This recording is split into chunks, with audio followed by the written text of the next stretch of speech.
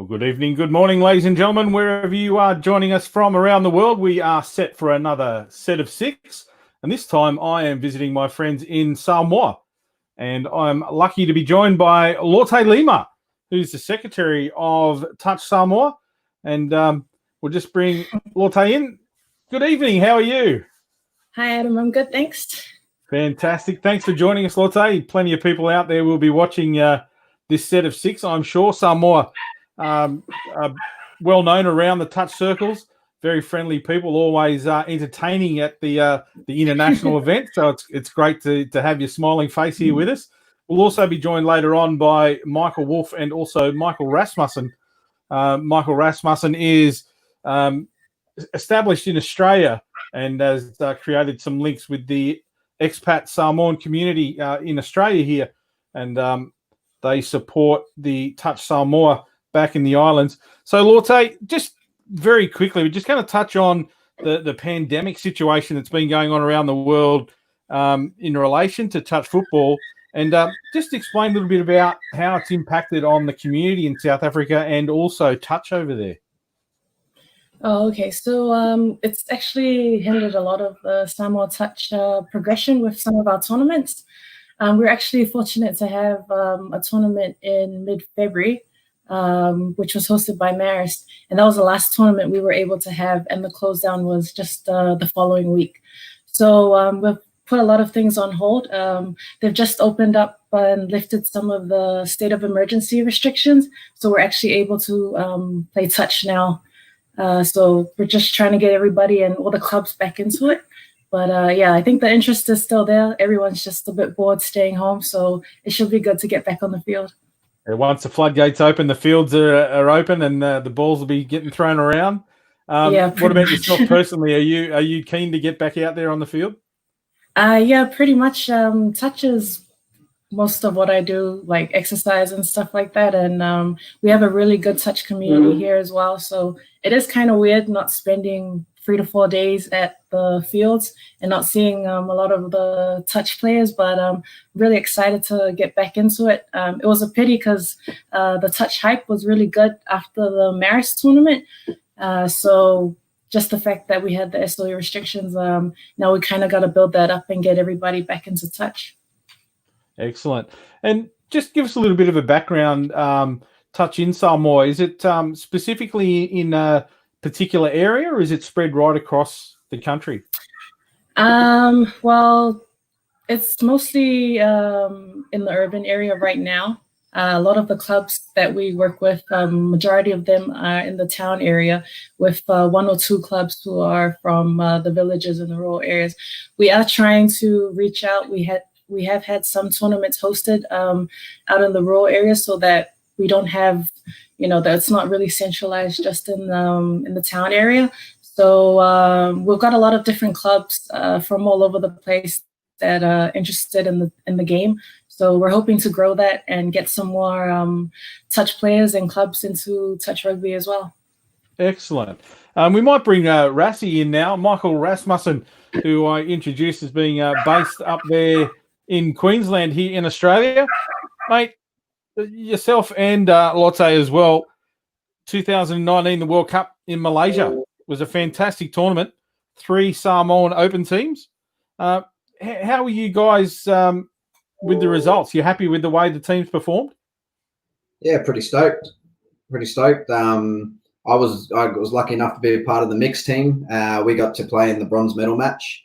Unfortunately, probably our Samoan fitness didn't get us over the line that game, and the Scottish boys and girls were just too fit for us. But I think across the board, the men's, the women's, and the mix, I think we've really raised the bar up again. As you know, the natural talent we try and bring over, we try and compete with the best of the best all the time. Yeah, fair enough. And Lotte, we'll get you back involved in the conversation as well. You were over there. How did you find the experience?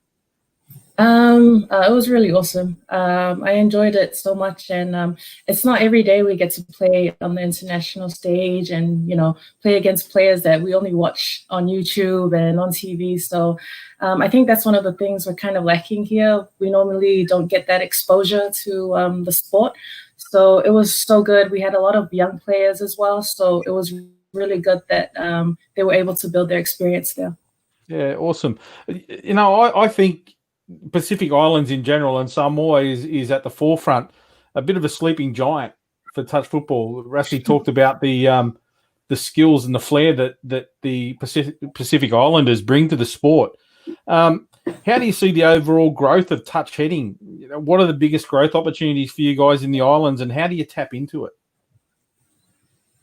Just got to play more. I think, you know, just we were part of the Pacific Games as well, and just being up against the PNG boys, the Fijians, Niue, everyone brings a different talent, and I think once you play against them, you learn some of those talents, and as tournaments go on, you're using the same plays they used against you the year before. So I think just more games against each other, or more games against better quality sides is going to even increase some of the talent we bring to the game.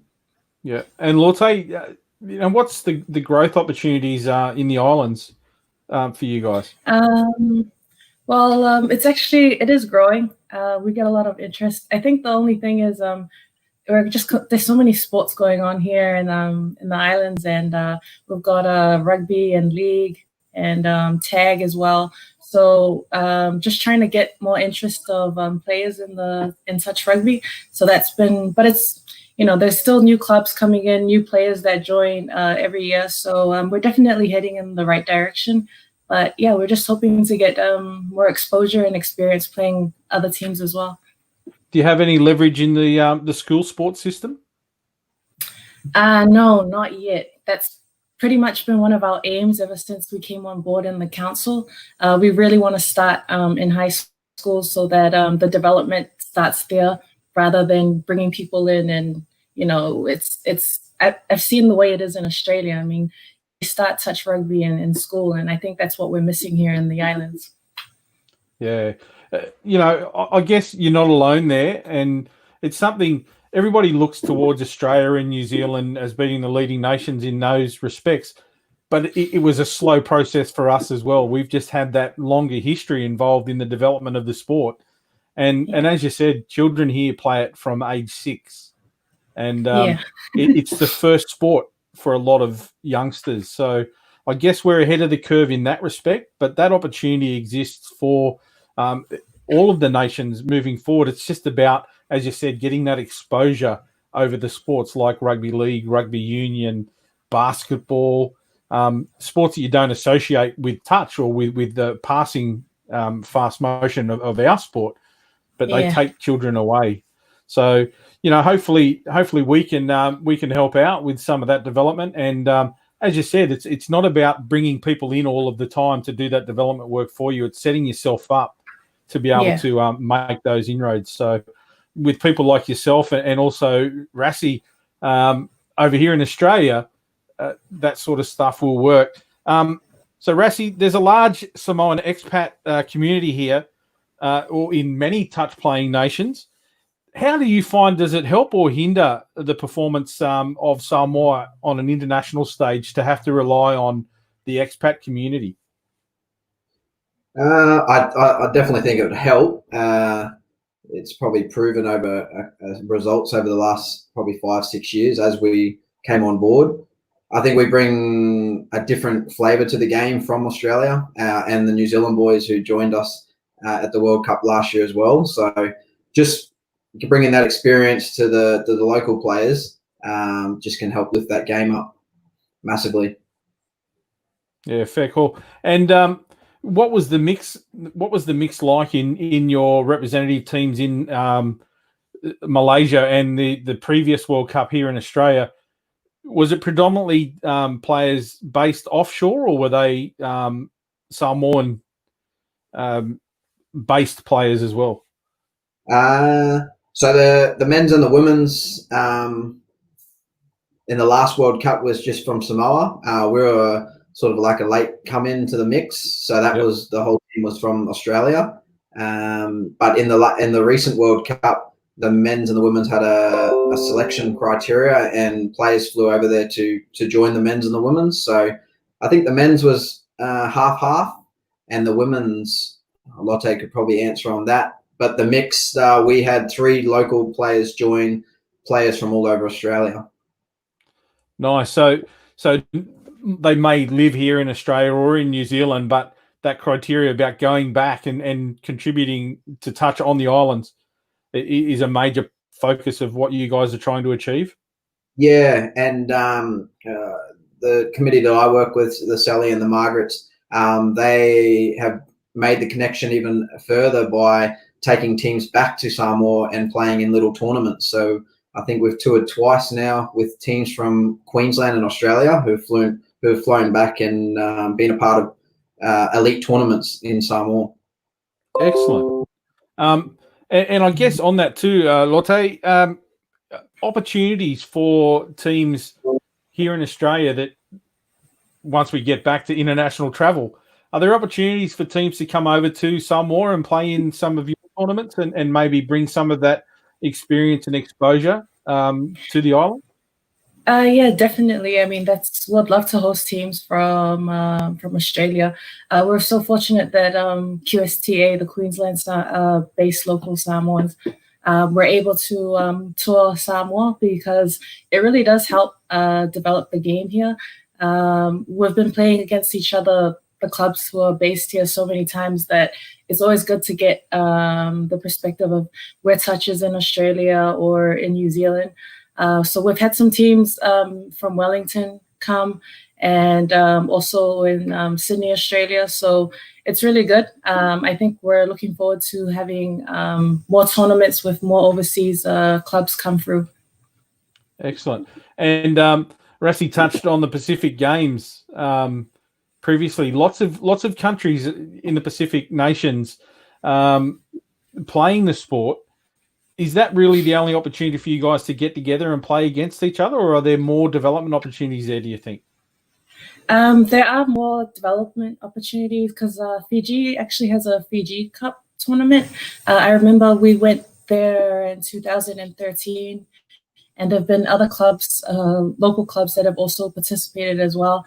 But most of the time we only get to play them when Pacific Games come around, which is every 4 years. So we are looking at developing, I think there was talk about a Pacific Nations Cup, just so that it can be an ongoing thing and not just wait till the next Pacific Games. Yeah, that 4-year cycle is a long wait for the players and also the administrators to keep that development going. So you're right, the Pacific Nations Cup, if it still goes ahead or whatever form it does take, I don't have the answers, but hopefully something like that can be brought to the calendar to allow all of those teams to develop in the years outside the 4-year cycle of the Pacific Cup. So some interesting times there. So let's have a look at, you talked about the development opportunities of the sport in schools and the like, and your national teams. You've enjoyed some international or offshore coaching experience coming across and helping out over the years. And how are you now? How has that set you up for internal coaching? Have you developed your own coaches, and do you have any plans to go it alone as such? Yeah, I think in the long run, we would look to our local coaches. I mean, the experience and the knowledge that we got from our offshore coaches was, well, for me, it was pretty awesome. We learned so much. And, it just goes to show that there's so much going on in touch outside of Samoa. But they were able to take some of our local-based coaches under their wing during Pacific Games. So we were able to have some transfer of knowledge and things like that to build the local coaches as well. Excellent. And Rassi, I might bring you back in there, mate. Obviously, you're exposed to a lot of different coaching over here in your base up there on the southeast Queensland area. You can say Logan, mate. It's all good. How important is it for those coaching development to go over to the islands area and hopefully make Touch Samoa self-sufficient? It's got to continue, I think, for a little bit longer. Coaches from here, if they do get selected to coach our international teams or even just go there for development, days or trainings or camps. It's going to bring more experience for the specific touch styles. I think the local guys got a lot of natural flair, and sometimes it's hard to contain. So, but I think if they learn a little bit more of the structures that we play in Australia and what they do over in New Zealand, it can take them to another step really quickly. Excellent. And guys, we've just been joined by Michael Wulf, the numero uno of Touch Samoa, the president. Wolfie, thanks for joining us, mate. Sorry, we just had some technical difficulties. Not sure how long you've been in. Yeah, not sure how long you've been. To you guys. Excellent. So yeah, not sure how long you've been there, mate. Is there anything you want to add to the conversation so far?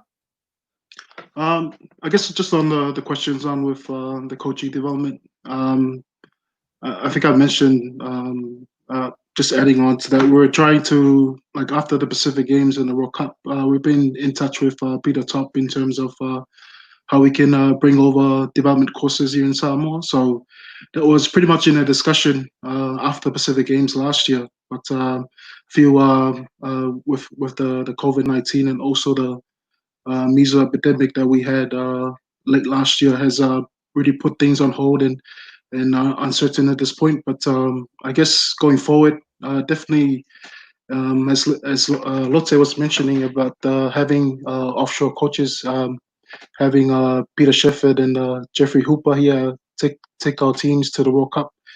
In terms of them developing our local coach as well, as Lotte was mentioning, it was very eye-opening as well. We see a lot of opportunities for us to expand the game here in Samoa. And we have some very coaches that have been coaching the club level for how many years, and we're hoping that building a development going forward and be able to recognize, and also in terms of going through the FIT system coaching courses, and that will benefit us, especially in the long run, having some local-based coaches at that level. Yeah, I think it's the long game there that's important, is getting that initial startup from the offshore coaches. And Pete Shefford that you talked about there, he's he's certainly done a lot of that development work, not only with yourselves but with some other nations as well. I've been involved with South Africa and Japan, and that's what the sport's all about. It's about helping each other out. But there's got to be a time, and I think it's reflected the way South Africa are doing things now. They're totally onshore coaches, and I think that's the pathway that you're hoping to achieve. But whatever assistance can be offered, obviously with Touch in Australia and also New Zealand and other island nations, also looking to come on board and just help out wherever we can. Yeah, definitely. Nice. I mean, there's a lot of opportunities. I believe Fiji was OC hosted the Fiji Cup last year, and then they brought over some assistance from New Zealand, helping out with not just in coaching but also in refereeing, and which is a very similar concept that we're using as well with our previous national tournaments, and also with the Maris tournaments. We brought over referees that assist with running, just to raise the level of officiating at our local tournaments. That really raised the bar in terms of the players and especially the clubs having that feel of the officiating in terms of at that level. And also in terms of with our development with referees, I guess that's something that we've been focusing on, which is referee and coaching to go together. So that really drives the development here in Samoa. Yeah, it's that technical development that's important. You touched on there, the referees, absolute. You need good quality control of your matches to really bring that technical element to the game. Because one thing that kills teams, you might have all the flair and all the skill in the world, but if you haven't been placed under that officiating pressure, when you do get to the international stage, that's where you get found out. So yes, I think you guys are right on the board there to take that coaching technical side of it as also the refereeing side of it hand in hand and promote that. That's fantastic to hear. I asked Lotte before about teams coming to Samoa to play in domestic competitions or tournaments that you guys might be hosting in the future. But are there any plans for Samoan teams to attend events around the world when international travel restarts. And I guess where can we expect to see the team saying Talofa? Yeah, definitely. I guess that's the long-term goal is. I guess with a lot of uncertainty happening now in the world, I guess we're not really sure when that will happen, but we're actually planning ahead in terms of possible opportunities. But prior to the pandemic and also to the measles epidemic here in Samoa, I guess what we were trying to do after the World Cup last year and also the Pacific Games is trying to build that momentum. I mean, we straight after Pacific Games, we hosted some local tournaments, and the interest really got to the people, and especially during the Pacific Games. Shualota and Raz has already mentioned how the support that we had from our local people here in terms of the sport, and has really put touch to the level that with the recent tournaments that we've hosted, we find new people joining in the clubs and new teams as well, that's really great. But I guess the post COVID-19, we're working towards, because just recently our government just ease off restrictions to sports. So we're looking into through the next couple of months for this year, trying to focus on developing the local clubs, just starting rebuilding again. But in terms of international matches, after the Pacific Game last year, we had some talk with Fiji Touch, just trying to see us going forward in terms of hosting more international test matches for Team Samoa, and we're hoping that we come to partnership with Fiji, because the reason why we look into Fiji, because in terms of cost-wise, the most cost-effective possible tournaments that we can have between the two island nations, and that's we can hope that we can drive together with Fiji and we can draw in together other Pacific Island nations like PNG and Cook Islands. But FIT has set a platform for us Pacific Island nation to develop in terms of collaborating more with the Pacific nations, just to engage on terms of development. Also, where possibility that we can host tournaments. I know FIT has put up announcement with the Pacific Cup in 2021. I guess that's something we can look forward to, and hopefully that's still been in the pipeline for Pacific Cup, because we're with the challenge with the Pacific nations is that with the lack of international test matches and exposure to that high level of tournaments, I believe that's the challenge for Pacific Island nations, is getting that more test matches prior to the World Cup, because we had to wait every 4 years until the World Cup, and that's when we start building teams. But the likes of the big nation like Australia and New Zealand, they have consistent with the Trans-Tasman test matches, and something similar at that platform that we can set for Pacific Island nation. And with what we witnessed from the Pacific Game, there's a lot of the interest in also focusing on for the next Pacific Games, which Solomon Islands will be hosting. And we tend to work together we have to work together as Pacific nation, and ensuring that we can draw in more interest from our island brothers and sisters, and hopefully push forward the sport of touch here in the Pacific. Yeah, and I mean, outside of those tournaments as well, there are plenty of countries or plenty of teams from, say, the likes of South Africa or China, Singapore, that might want to have a one-off tour. So I guess once we've got our borders open, those options are available. And mate, I know you guys would love to see some teams come over. It's just about putting stuff together. So hopefully once we can travel, that sort of stuff starts to happen. Fantastic. Sure, definitely. All right, so we might bring Rassi and Lotte back in as well. We'll just wait for them to join us. So here we are, all on the screen together.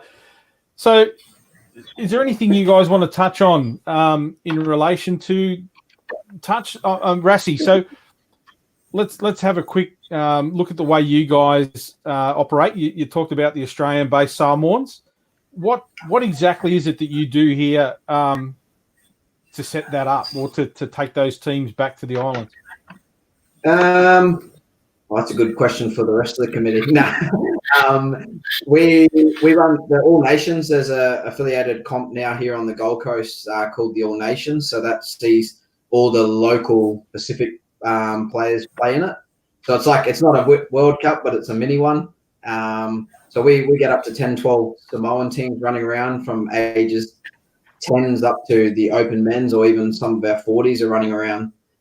So we use that as a platform. And then obviously with the restrictions right now, it's hard to plan when the next tour would be, but we try and select a team from the All Nations to go back to play in the elite tournament back in Samoa. Right, nice. And what's the spread of players here, the Australian Samoan team? Are they all based on the Gold Coast, or do you pick them from all over the country here in Australia? Yeah, well, that's probably the tricky one, because obviously financial restrictions come into play sometimes. So a lot of them are based here on the southeast Queensland or the Gold Coast. But we had a girl up in Cairns this year. We had players from down in Sydney. We've had interest from WA as well. But again, as we know, touch is an expensive game. So just the trials and that, you've got to be quite confident to start traveling around. Yeah, fair enough. Fair call. And the talent that's back home there in the islands as well as here in Australia, it's raw skill. It's just, I love watching. I was lucky enough to commentate some of the Samoan games over there in Malaysia, and it's just a great brand of the game to watch. I know you guys hold up Australia and New Zealand as being at the forefront of our sport, but that raw natural ability, when you guys get that ball in hand, it's just magic at times. I know you're smiling there, Lotte. You're going, you can take that one and just say, yes, that's right, Adam. That's what I'm doing. No, I think it's like, it's very good that we were able to even play against some of our brothers and sisters in the Pacific, Fiji, PNG as well, because it really just, it's always daunting to play countries like New Zealand and Australia. And, we don't like to talk about the scores here, but when we play against our brothers and sisters, it really shows us the level that we're all at, and we really enjoy it as well, and especially supporting each other throughout the tournament. Yeah, and that's the thing, the camaraderie that teams like Samoa, Fiji, Papua New Guinea, enjoy when they're at those events. You can see them supporting each other, taking on the big guys, or taking on that next tier where you've set yourself. That's our benchmark. We know we're not going to take on Australia and New Zealand yet, but we have a benchmark at these tournaments, and you put yourself against Papua New Guinea, I guess, and Fiji in certain divisions, and that's the target you're setting yourself. I might just throw it out there. I know we've got a few people watching, so if you've got a question for the guys, put it out there. We can load it on. So Kevin Opele has mentioned whatever happened to the spin tournament that was played in between Pacific games. So Michael, is that something? Wolfie, have you got anything for us there? Yeah, that's a very good question. I guess I still remember back in 2009 or 2008 where we had the spin tournament. I guess there was an initiative driven together with FIT and some of the Pacific Island nation after the 2007 Pacific Games. I believe that was very successful in terms of participation, and the number of Pacific Islands joined in and was hosted here in Samoa. I believe in terms of funding or resources that would have, not continued the spin tournament back then, but there's a lot of possibility now given the growth of the game in the Pacific and after the Pacific Games. That's why we're trying to have the Pacific Cup, which is the intentions that we had for the Pacific Cup between our nation was at least a tournament prior to the World Cup, so that teams here can prepare in terms of just getting that experience and the exposure that their players need prior to the World Cup. Very similar to, because for an example, our Pacific Island nation, we had the World Cup in April last year, and then we had the Pacific Games in July. which is it was major tournaments all put together in one short period of time frame, and in terms of preparations, and that's the reason why we always opted to take the team to the World Cup, was for us to get that exposure and come back in the Pacific Games. But hopefully we can turn things around in terms of how the calendar for Pacific Island nations going forward, and Spin could use that platform to trying to encourage our brothers and sisters around the Pacific region to come back together and trying to, and with the assistance of FIT, and I think already FIT have already appointed Rhonda, who has been working together with presidents from the Pacific Island nation, trying to more like a forum for them to trying to share ideas and share how we can develop and push touch here in the Pacific. Excellent. We've got another question that's come in from one of our viewers as well. It's been really awesome working with Samoa Touch and Maris in the referee space. Prez, is there any specific support you'd love to get from New Zealand to assist with growth in Samoa? From Patariki Spellman. Hi, Pat. Hope you're doing well also. So Pat, it's a good question. Over the years, we've been working close together with some of our friends from New Zealand, especially the Counties Manukau club. They've been supporting the Marist International Annual Tournament. So they've been bringing over a lot of assistance in terms of referees. I believe for the past 2 years, one of the success of bringing these referees over was to lift the local game, but also trying to develop our local referees. One of the challenge for us in terms of referees, we have players who are also part of referees because of the number of players. So what I mean is that some of our players are good referees, but they have to pick and choose of what role they have to play. But having these referees come over in terms of them bringing the experience, and they help us develop a coaching refereeing course that which is we've been working since 2019 and 18 and 19, and with the referees, we currently have our own badging system, which is very similar to New Zealand, Australia badging system. And very fortunate that during the Pacific Games, we had 4 local Samoan referees who referee during the Pacific Games. So in terms of what New Zealand can assist us, I guess, we're like what we were trying to focusing on now is focusing on getting coaching. I guess in that way, having our local coaches being certified at that high performance unit, or high performing coaching courses, and that will definitely drive our clubs forward and being able to produce more talents for the future. Excellent. Yeah, and again, that importance of having the referees developing as well as your coaches. Here in Australia, and I'm sure Rassi would know, there's plenty of players over here that think they're great referees as well, but that happens while they're playing. They just don't have the whistle in their mouth at the time. I think that's the nature of our sport. Doesn't matter where you live. So I guess that's sort of the final question that's come in from the crowd or from the audience. But is there anything, Lotte, that you want to say finally to round out the evening? What can we do to help you, or where are you looking to take the game there in the islands? What's going to be your focus personally?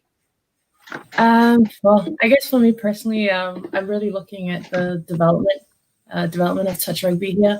There's so much talent that we've just discovered last year. For our World Cup, the team was very different from the World Cup team we took in 2015. 2015 team, we had a lot of experienced players, but last year we had so many young talent, and that's something I personally want to drive. I want to get some younger kids into the game and build up, because I don't know, we're not that young anymore. So we need some good young people to push the game forward and to touch rugby further. So for me personally, that's my goal. Some fresh legs and young brains there to help out. Rassi, yeah, pretty much. Rassi, what are you going to bring to the table, mate? How are you going to help out the Island boys and girls? Oh. No, I think we'll continue to try and develop the players back here in Australia first. Once borders open, we'll start planning with when a team will go over. That will be in collaboration with the New Zealand team as well, who won the last elite comp. So I think we'll be looking to try and spread the love between both Australia and New Zealand and take it back to the islands to try and lift the game up again. On an individual level, mate, have you had many players come from the island specifically to play touch in Australia for a period? I know when I was involved with the South Africans, I actually had I think there was 9 or 10 South Africans come over just on a one-off basis and play a Sydney Championship. So up there to be like the Whites Hill Brisbane comp. Come out and play for a season and just get that development, but knowing full well that they're returning to their own country to take touch back. We've had French people do it. We've had Japanese guys come out and tour. I think that's something that we could open up. Maybe and adopt a Samoan to bring them out here to play in a competition, a tournament that some of the younger players might benefit from playing in a state cup with a Queensland or a Sydney-based team. Is that something that you guys have looked at? Yeah, the problem is they won't go back home after they come here. Oh, mate, I don't know about that. Those islands look pretty beautiful. No, that's probably something we haven't looked at yet. I'm sure Michael and Lotte and the team have talked about possibly coming over here. I think New Zealand's a little bit closer than Australia. But, yeah, coming over here and playing in a Metro Cup for a season or playing just in a tournament, a state cup or at the end of the year could definitely help lift experience and take it back home to show the rest of the locals what they got to play against. Yeah, I mean, I speak from experience when I say that because, as I said, I coached. I've coached South Africa at a couple of different World Cups, and I've also had some inbound tourists from Japanese teams come and live with my family and play either a season or a tournament. And what they take back to their own countries is so important, and has been demonstrated in those teams that they're still playing 3 or 4 World Cups later, and you can see that the growth that they've contributed to their own nation. So I think that may be something to look at, given the reasonable proximity, whether it's here or whether it is New Zealand, the opportunity exists. So, and I'm sure there are plenty of people out there in the touch world, not just Samoan people, that would love to take somebody in and help them with that development. Yeah, 100%. 100%. I think that's back to the drawing board for you and Michael and Lotte to get a team over here then. Absolutely. So, Wolfie, what do you think about that one, mate? Yeah, definitely agree. It's a great opportunity. I guess like I said again, what's lacking here, it's exposing at a very high level tournaments. I guess we see for the last World Cup, we saw Japan doing very similar approach with bringing their national team and compete at the Australian competition, and that was, I believe that's something that really helped their preparation prior to the World Cup last year. But, for the long run, definitely something that we can look into. I believe what Michael said in terms of cost, I think that would be the major factor for teams coming over to Australia and New Zealand. So, it would really come down to having the resources and be able to have the opportunity. But we can also reckon another way where we encourage teams from Australia and New Zealand bringing their level of game and bringing here and exposing our local talent here. And I guess that's something that we're looking into for the future. And hopefully other games that other World Cups we can. Take our national teams and compete and play at Australian nationals and even New Zealand as well. So we'll just lay it out there. I guess these interviews are going to be out there now on YouTube and on Facebook, and people can come back and watch them. They're not necessarily watching them live, but they'll come back and see them at some stage. So we'll just put it out there. If anybody wants to help out, let's make contact with you guys and just, share that opportunity. If somebody here in Australia or New Zealand or wherever you are in the world, if you want to extend, whether it's bringing a Samoan player or a team to your country or your tournaments, or whether you want to take a team to Samoa, let's get behind that and reach out and make contact with Wolfie or Lotte over there in the islands. And I implore the touch community to do that, because I've seen it personally. I've experienced it. I've benefited from it, and the relationships that you establish and the development of our sport across the world has grown because of it. And we see that in all of the World Cups. So it's very, very important. So guys, we'll bring you all back in. I think we'll wrap it up there. It's been fantastic chatting with you, and I look forward to joining you one day over there on the islands. And that Pacific Cup. We've just been joined by little Rassie. Hello, buddy. He's a little hard time online. Hey, Leo. Hey, bud. There we go.